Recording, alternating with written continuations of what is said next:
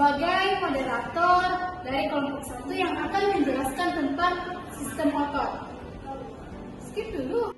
Di mana kelompok saya beranggotakan 4 orang, yaitu pemateri pertama Yolanda, pemateri kedua Siti Nurul Hasanah, dan pemateri ketiga Nurul Atika Usman. Hai adik-adik, perkenalkan nama saya Yolanda. Di sini saya sebagai pemateri pertama. Nah, di sini saya akan menjelaskan tentang apa yang dimaksud dengan sistem otot. Sistem otot adalah sistem organ pada manusia dan hewan yang mengizinkan tersebut bergerak. Jaringan otot juga merupakan jaringan yang mampu melangsungkan kerja mekanik dengan jalan kontraksi dan reaksi sel atau serabutnya. Sel otot memiliki struktur mekanik filamen dan sitoplasma. Bentuk sel memanjang agar dapat melangsungkan perubahan sel menjadi pendek. Selain penjelasannya, di sini saya akan menjelaskan struktur otot. Otot merupakan jaringan yang terdiri atas kumpulan sel-sel serabut. Dalam sel serabut otot ini terdapat unit kontraksi yang disebut myofibril. Perluasan sarkoplasma mengadakan hubungan dengan myofibril. Dia mati dengan mikroskop elektron. Ditemukan adanya pita terang dan pita gelap. Nah, otot memiliki 3 jenis kemampuan khusus, yaitu yang pertama kontraktilitas, yaitu kemampuan untuk berkontrak atau mendedek. Yang kedua ekstensibilitas, yaitu kemampuan untuk melakukan gerakan kebalikan dari gerakan yang ditimbulkan saat kontraksi. Yang ketiga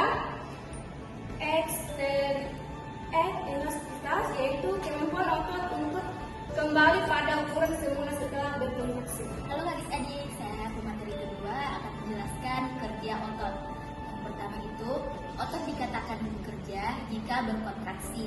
Yang kedua, saat berkontraksi, otot akan memendek, mengeras, dan bagian tengahnya mengembung.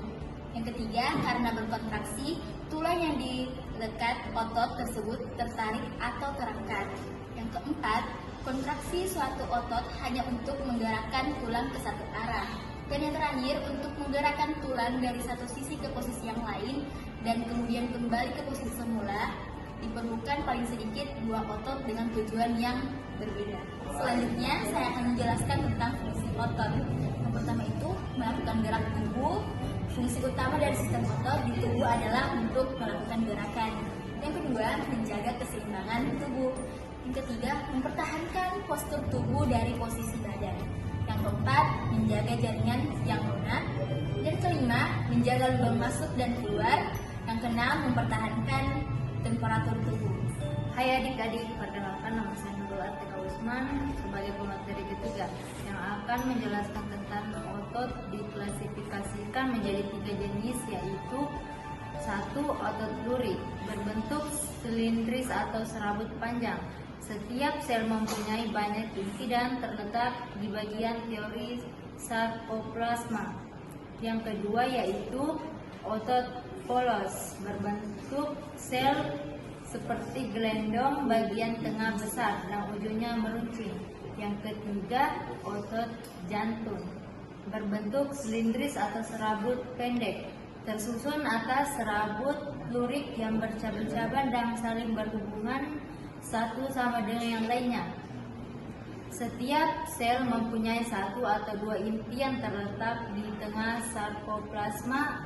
Otot tidak sadar dan dilengkapi serabut saraf dari saraf otonom.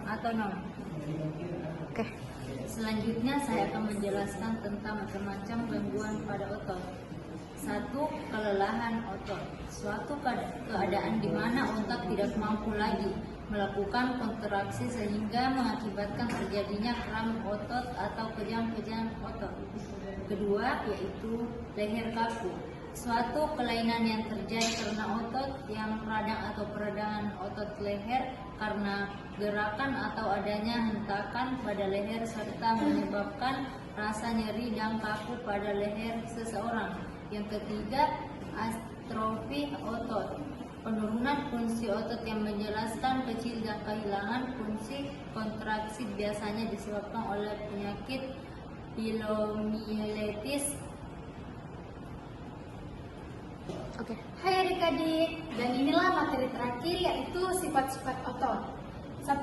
Antagonis. Kerja otot yang kontraksinya menimbulkan efek gerak berlawanan. Contohnya ekstensor atau meluruskan dan fleksor atau membengkokkan, misalnya otot triceps atau otot video.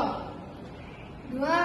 Abdukator atau menjauhi badan dan addukator atau mendekati badan, misalnya gerakan tangan sejajar, bahu dan sikap sempurna. Dan yang terakhir yaitu supinator atau